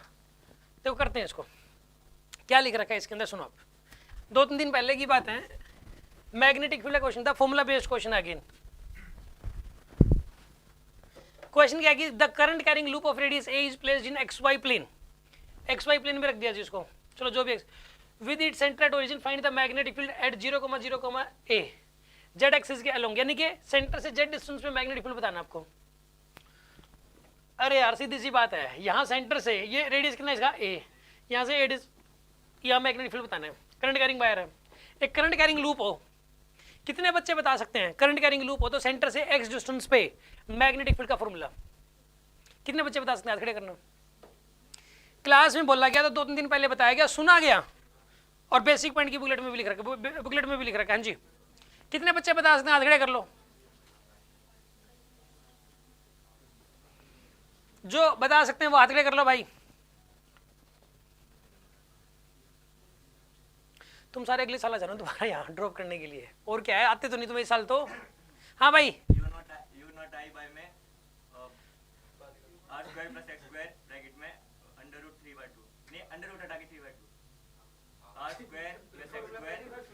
रुको यार, दोबारा बोलो, तुम्हें नए नए फॉर्मूले बनाते हैं। म्यू नोड है ये, यू नोड थोड़ा, म्यू नोड आई बाय में R square plus X square. हाँ हो गया, यही है, गलत है तो। और बोलो, और कोई बताएगा क्या? हाँ भाई बोलो। हाँ नीचे बस बन गया, यही था फॉर्मूला। कॉपी चेक कर लो, 2-3 दिन पहले लिखवाया था इस फॉर्मूले को, ठीक है ना भाई। फॉर्मूले याद रखने जरूरी है कि नहीं है ना? पता लग गया ना आपको कितना जरूरी था। और इस फॉर्मूले में वैल्यू पुट करनी है, क्वेश्चन सोल्व है तुरंत। अगर ये फॉर्मूला पता हो तो 5 सेकंडों में क्वेश्चन सोल्व है। देखो आप सोल्व करो इसको, म्यू नोड आई की टर्म्स में इधर रखा है, आर की वैल्यू कितनी है? A, रेडियस कितना है इसका? A है, 2 × A square plus A square की पावर, इसको सोल्व करना, आंसर मैच कर जाएगा। सोल्व करते आंसर मैच कर जाएगा। आगे बात समझ में आपको? Simple formula based question. हाँ जी, अगला डिस्कशन, इसने यही कर रखा है, देख लो भाई, यही कर रखा है इसने भी। अगला क्वेश्चन पे आते हैं हम।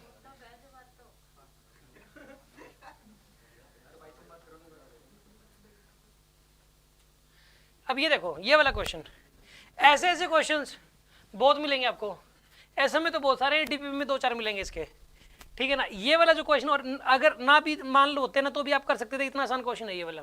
देखो आप खुद पता लग जाएगा कैसे, मतलब इसके अंदर कौन सा फॉर्मूला इसके अंदर लगना है इस क्वेश्चन में। देखिए आप,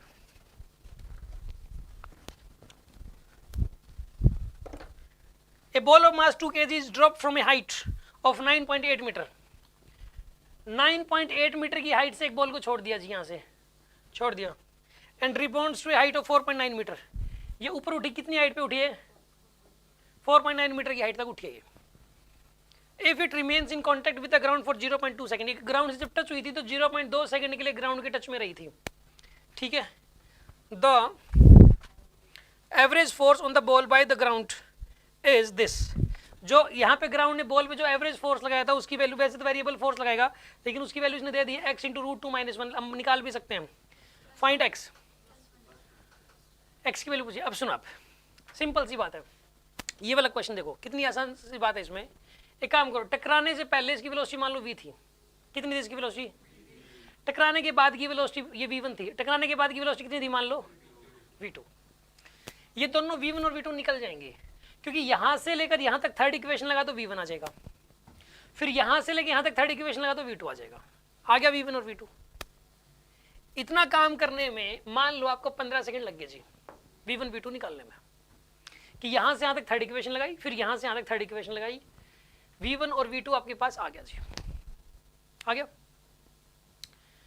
अब मोमेंटम में चेंज, अब चेंज इन मोमेंटम पता लग गया, इसका मास पता है बॉल का। अब एक बात बताओ, फॉर्मूला होता है फोर्स का, change in momentum by time होता है।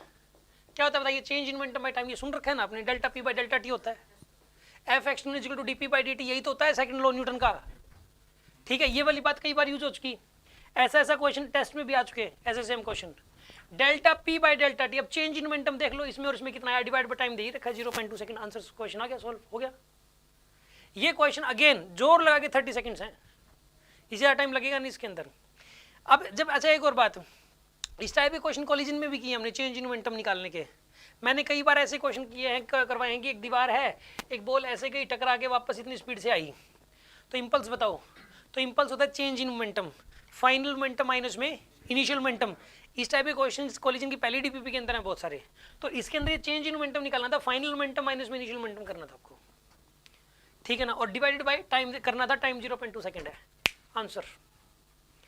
कोई टफ केस नहीं है ना ये वाला, एक सिंपल केस है। मतलब इस क्वेश्चन को करने के लिए तो मैं ये फॉर्मूला पता होना चाहिए था, दूसरा यहाँ पे थर्ड इक्वेशन यहाँ लगानी चाहिए, ये आनी चाहिए, और एक चेंज इन मोमेंटम निकालना आना चाहिए था, ठीक है। बस ये क्वेश्चन सोल्व है। अब सुन लो अगली बात, उसको फिर जो आंसर है ना, वो आंसर x इंटू √2 इससे इक्वेट करना था बाद में, बस x की वैल्यू आ जाएगी, क्योंकि इसने दे रखा आंसर, वो उसको इक्वेट कर दो, x की वैल्यू निकल के आ जाएगी आपके पास। अब सुन लो अगला, ऐसा क्वेश्चन भी दे रखा है अगेन, मतलब ये उसके अंदर इसका ना उसमें है, बेसिक पॉइंट में है। बेसिक पॉइंट में मैंने एक बात बता रखी है कि एक बेसिक पॉइंट है कि एक बॉल कैसे फेंका, ठीक है, ऐसे, यहाँ काइनेटिक एनर्जी k है, तो यहाँ काइनेटिक एनर्जी कितनी होगी, कोई बताएगा? यहाँ काइनेटिक एनर्जी k है, तो यहाँ पे काइनेटिक एनर्जी क्या होगी, उसका है एक बेसिक पॉइंट है ये वाला angle theta, k cos theta. कितने बच्चे बोलते हैं k cos थीटा? और कोई आंसर k cos थीटा के अलावा? आप k cos थीटा कह रहे हो, और कोई आंसर? आंसर आता है k cos square theta, basic point में लिख रखा है। यहाँ काइनेटिक एनर्जी पता हो तो यहाँ की तुरंत आ जाएगी k cos स्क्वायर थीटा से। ये रिजल्ट एक याद करना होता है इस रिजल्ट को। कैसे? यहाँ एक काम करो, यहाँ वाली काइनेटिक एनर्जी है half m u square, velocity कितनी थी यहाँ पे u, यहाँ वाली वेलोसिटी कितनी हो जाएगी फिर u cos थीटा। अरे ये वाला कंपोनेंट कितना होता है, तो ओरिजिनल वेलोसिटी तो कांस्टेंट रहती है, तो यहाँ वाली वेलोसिटी कितनी होगी u cos थीटा, तो यहाँ पे वेलोसिटी कितनी हो जाएगी kinetic energy, half m into में u cos थीटा का होल स्क्वायर, ये हो जाएगी काइनेटिक एनर्जी यहाँ की। तो आप लिखोगे अब half m u square cos square theta, ये शुरू की काइनेटिक एनर्जी थी k, तो यहाँ वाली ये k हो गया और ये cos स्क्वायर थीटा, तो क्या आंसर आ गया इसका, k cos स्क्वायर थीटा। ये रिजल्ट होता है, याद करना होता है, अगेन बेसिक पॉइंट के ऊपर बेस्ड है। हम डायरेक्ट सीधा रट्टा मारते हैं कि यहाँ काइनेटिक एनर्जी k, तो यहाँ k cos square theta, direct. ये छोटी सी बात अगर पता है तो क्वेश्चन तुरंत 10 सेकंड का क्वेश्चन है फिर से, देखिए आप इस क्वेश्चन को कहाँ लिख रखा है, ये वाला, stone is thrown at an angle 30 degree with horizontal on a ground. एक बॉल को 30 डिग्री एंगल से फेंक दिया जी ऐसे। The ratio of kinetic energy at maximum height to the kinetic energy at the point of projection is equal to, यहाँ जो kinetic energy है और यहाँ जो काइनेटिक एनर्जी, उसका रेशियो बताना है। सिंपल क्वेश्चन है यार ये तो। यहाँ काइनेटिक एनर्जी क्या हो जाएगी, के cos 30 का होल स्क्वायर, और यहाँ काइनेटिक एनर्जी क्या है, के cos 30 कितना होता है, √3/2 का स्क्वायर। कितना आंसर आएगा, 3/4, 0.75, 15 सेकेंड, 10 से 15 सेकेंड का क्वेश्चन है ये वाला भी। अरे मानते हो कि नहीं मानते, हमें ये छोटी सी बात पता होनी चाहिए थी बस। हर क्वेश्चन नीट के अंदर भी, पिछले सालों का कोई पेपर उठा के देख लो, सिर्फ हर क्वेश्चन एक छोटी सी बात के ऊपर बेस्ड है। हर क्वेश्चन, ये बात जब मैं बोलता हूँ जिस भी साल कि हर क्वेश्चन आएगा छोटी सी बात पे बेस्ड, वो बात पता तो क्वेश्चन सोल्व, नहीं पता तो नहीं सर इस बार टफ आ गया तो, नहीं सर इस बार टफ आ गया तो, फिर से वही कहानी आ जाती है बच्चों की, क्योंकि उनसे वो छोटी छोटी बातें तो हो नहीं रही, ये अपने से होनी नहीं है, ठीक है ना। इसे पीछे छुड़ाएंगे, नेगेटिविटी पाल लेते हैं, नहीं तो आएंगी नहीं। अरे ये तो करो एक बार, छोटी छोटी बातें तो हर साल का ऐसा ही पेपर आ रहा है, चाहे किसी भी साल का। आप यहाँ पे हम निकाल लेंगे अभी सिलेबस खत्म होने के बाद। सिलेबस खत्म होने के बाद आप जिस साल का कहोगे मैं उस साल का पेपर डिस्कस करूंगा, आपको पता लगेगा कि हर क्वेश्चन बेसिक पॉइंट के ऊपर बेस्ड है, ठीक है ना। अब सुनो अगला क्वेश्चन देखिए आप, ये हो गया जी। ये वाला क्वेश्चन है सिंपल मीटर, इसके ऊपर है विट्सॉन ब्रिज प्रिंसिपल पे। मतलब दो देखो, this upon this equal to this upon this करना है 2 बार। ये आपने किया नहीं है तो अभी मैंने पढ़ाया नहीं है इस बैच के अंदर विट्सॉन ब्रिज प्रिंसिपल। इसके अंदर सिंपल सी बात है, करना ये है बस आपको। इसमें विट्सॉन ब्रिज प्रिंसिपल में क्या होता है, किसी को पता है विट्सॉन ब्रिज प्रिंसिपल क्या होता है, कि क्या होता है विट्सॉन ब्रिज प्रिंसिपल, कोई बताएगा तो। हाँ जी, 5 रेजिस्टेंस लगे होते हैं, ठीक है, उसमें से करंट नहीं जाता, या फिर इसका रिवर्स बीट रहेगी, अगर बीच वाली ब्रांच में से करंट ना जाए तो this upon this equal to this upon this होता है। आपको ऐसा ही करना है, this upon this equal to this upon this करना है एक बार, फिर इसको थोड़ा इधर शिफ्ट कर दिया और इसके पैरेलल में एक रेजिस्टेंस जोड़ दिया आर। फिर आपको क्या करना है, और ये इधर कितना शिफ्ट करना बता दिया, 22.5 सेंटीमीटर इधर शिफ्ट कर दो आप, ये तो हो जाएगा L + 22.5 और ये 22.5 कम हो जाएगा। फिर दोबारा this upon this equal to this upon this करना और आर की वैल्यू निकल के आ जाएगी। 2 बार करना है बस, 2 बार विट्सॉन ब्रिज प्रिंसिपल लगाना है। यानी कि ये वाला क्वेश्चन जो विट्सॉन ब्रिज प्रिंसिपल है, सिर्फ ये पता होना चाहिए और उसके कोई भी 2-3 क्वेश्चन किए हुए होने चाहिए। किसी ने अगर विट्सॉन ब्रिज प्रिंसिपल का पता है, उसके 2-3 क्वेश्चन कर रखे हैं, तो उससे ये वाला क्वेश्चन सॉल्व हो जाएगा। टाइम 15 से 20 सेकंड, ठीक है जी। अब सुन लो अगला डिस्कशन। ये वाला क्वेश्चन क्लास में भी करवाया गया, डीपीपी में भी दे रखा है।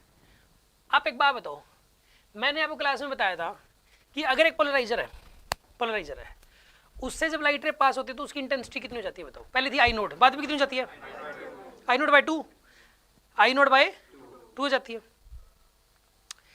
अब मैंने एक और पोलराइजर ले लिया, ठीक है ना, और उसको 45 डिग्री एंगल पे रख दिया।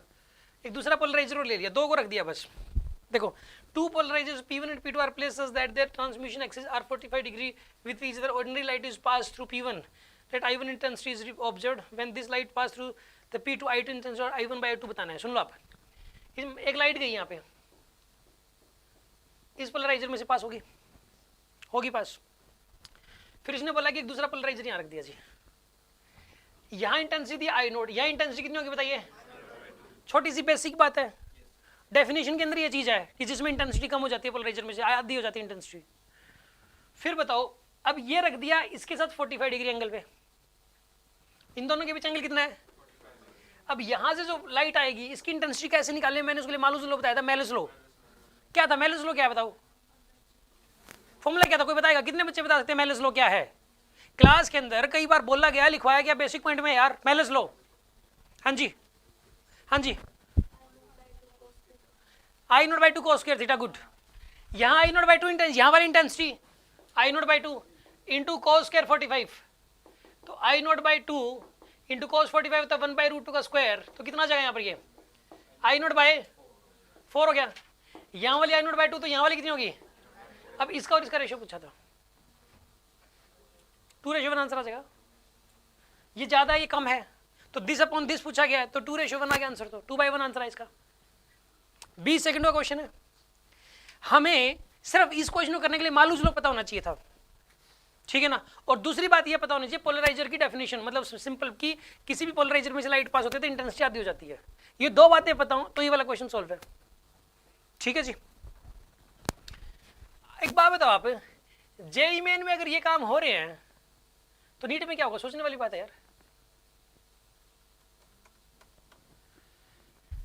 अब ये वाला क्वेश्चन है, इस टाइप के क्वेश्चंस भी हमने काफी सारे किए हैं, मतलब जैसे उसके अंदर एसएम में तो काफी दे ही रखे हैं ये वाले, ठीक है ना। एसएम डीपीपी में से एक आधे क्वेश्चन भी इस टाइप के हटा देता हूँ एक आधी बार क्या रहता है, लेकिन ये वाला जो क्वेश्चन तो सिंपल है बिल्कुल ही, आप कर सकते हो। देखो आप, magnetic field through a circular loop is 0.8 tesla, the radius of the loop is expanding at 2 centimetre per second, the induced EMF in the loop when the radius of the loop is this, ऐसा दे रखा है। एक बात बताओ यार, induced EMF का formula बता दो। चलो फैराडे का सेकंड लॉ क्या है, कितने बचाएंगे फैराडे का सेकंड लॉ? d5/dt। मैंने करवाया नहीं ना इस बैच में भी। ये इंड्यूस्ड होता है d5 ये होता है फैराडे का सेकंड लॉ। हर बच्चे को टिप्स पे रहता है ये माइनस भी लगता है, शाबाश, कुछ तो पता है इसको, छोटी को याद है सब कुछ। अब सुन लो, अब एक बात बताओ, ये फॉर्मूला होता है -d5/dt, ये बात सबको पता होती है। ये बात मैं क्लास में 50 बार रिपीट कर चुका हूं, तो बेसिक पॉइंट में भी है। अब सुन लो, ये डीपी में मिलेगा इसका सेम क्वेश्चन, b इंटू ए होता है, फ्लक्स क्या होता है b इंटू ए। ये वाली बात भी बताई जाती है, हर बच्चे को पता होती है b इंटू ए, जनरल बात है, मैंने पढ़ाई नहीं अभी तक, इलेक्ट्रोमैग्नेटिज्म चल रहा है, लेकिन ये बहुत जनरल बात है, बेसिक पॉइंट में भी हर जगह बार बार मिलेगा आपको ये। अब ये b को बाहर ले लो, माइनस में d/dt ऑफ ए, लूप कैसा है, सर्कुलर है क्या, एरिया को क्या लिख सकते हो बताइए, -b d/dt of pi r square. इसको ना सोल्व करो थोड़ा सा, -b, पाई को बाहर ले लो, आर स्क्वायर का डिफरेंशिएशन कितना हो जाएगा, 2r dr/dt। अभी dr/dt की वैल्यू दी हुई है, dr/dt की वैल्यू 2 सेंटीमीटर पर सेकंड दी हुई है, क्वेश्चन सोल्व है बस ये। b दे दिया, r दे दिया और dr/dt दे दिया, बस इसमें वैल्यू डालनी है, क्वेश्चन सोल्व। 30 सेकंड का क्वेश्चन है, बस आपको फैराडे का सेकंड लॉ ये पता होना चाहिए था बस, और कुछ नहीं। ये पता होना चाहिए फ्लक्स होता है b इंटू ए, जो कि इलेक्ट्रोमैग्नेटिज्म में सैकड़ों बार रिपीट होता है, हर क्वेश्चन इन्हीं के ऊपर बेस्ड है, जनरल बात है ये, कोई नई बात नहीं है। और सेम क्वेश्चन आपको, यही कोई नया क्वेश्चन नहीं बना दिया उन्होंने, सारी किताबों में दे रखा है, डीपीपी में, एसएम में, हर जगह ये बार बार रिपीट कर रहा है, same question as it is उठा रखे हैं उन्होंने, ठीक है ना। अब सुन लो अगली बात,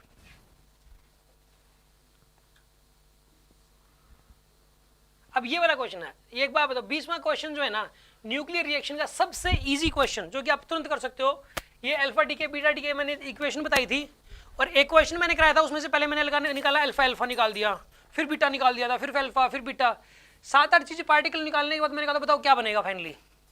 उस टाइप के क्वेश्चन की प्रैक्टिस हुई थी क्लास के अंदर ही, सुबह वाले बैच में, ठीक है ना। और उस बैच के इसमें ना इस टाइप के जो क्वेश्चंस हैं डीपीपी में इतने मिलेंगे, मतलब ऐसे इससे टफ क्वेश्चन 10 क्वेश्चन ना मिल जाए तो बता देना, जो इसमें दे रखा है ये वाला क्वेश्चन, इससे भी टफ क्वेश्चन है 10 क्वेश्चन कम से कम भी, वो आते हैं तो ये तुरंत हो जाएगा। एक सेकंड अभी देखते हैं, इस पर बात करते हैं। Consider the nuclear reaction, find the P. Nuclear reaction दे रखी है वाली, ये था एक, ये पेरेंट न्यूक्लियर, ये डॉटर न्यूक्लियर बन गया, 2 अल्फा पार्टिकल निकल गए, एक ये निकल गया, एक ये निकल गया जी। ये दो, ये पता है क्या निकले, पॉजिट्रॉन, ये वो है, ये बीटा पार्टिकल ये भी, ये पॉजिट्रॉन है एक रिएक्शन दे दी, इसमें इधर का एटॉमिक नंबर और उधर का मास नंबर, इधर का और इधर का सेम होना चाहिए, बस इक्वेट करना और कुछ नहीं करना। चलो एक बात बताओ, इधर बताइए एटॉमिक नंबर कितना था, अब इधर भी 92 फिट करना है आपको बस। अल्फा पार्टिकल क्या होता है, 2He4 होता है, लेकिन 2 पार्टिकल है तो 4 तो यहाँ आगे नीचे, अरे नीचे 4 आएगा ना यहाँ पे, P तो 1 आ गया, 4 ये आगे, और यहाँ कितना है, 1 ही है, यहाँ कितने हैं -2, 2 पार्टिकल है तो -2 हो गए, और इजिकल टू कितना हो जाएगा, ये इधर क्या 92, इधर 92 हो गया। सोल्व कर लो बस, क्या आंसर आ रहा था, ये 4 और 1 5, 5 में से 2 गया 3, 92, पी की वैल्यू आ जाएगी 89। कितनी देर का क्वेश्चन है, 15 सेकंड का क्वेश्चन है, सिंपल सी बात है यार सर, मतलब इसमें तो कुछ था ही नहीं यार, इस क्वेश्चन में तो 15 सेकंड लग ही नहीं रहा, जेईई मेन में मतलब आ सकता है इस क्वेश्चन को देख के, 2 सेकंडों में हो गया क्वेश्चन तो बिल्कुल ही। आंसर देखते हैं क्या है इसका, पता चले 89 ना मिले, 89 मिल गया। देखो भाई एक बात बताओ यार, इस पूरे पेपर में कोई दम नहीं है, 100 में से 100 नंबर लेना रियल में बहुत ईजी है। मैं ये पेपर दे के आता, या मतलब मुझे तो लगता है कि जो उस बच्चे ने पूरी डीपीपी कर रखी है और वो इस पेपर को दे के अच्छे से कर रखी हो, बेसिक पॉइंट सारे टिप्स पे हो, वो इसको आधे घंटे में दे के बाहर आ जाएगा। फिजिक्स का तो आधे घंटे में कर लेगा और पूरे में से पूरा स्कोर, कोई सिली मिस्टेक होगी तो होगी, ऐसा पेपर है।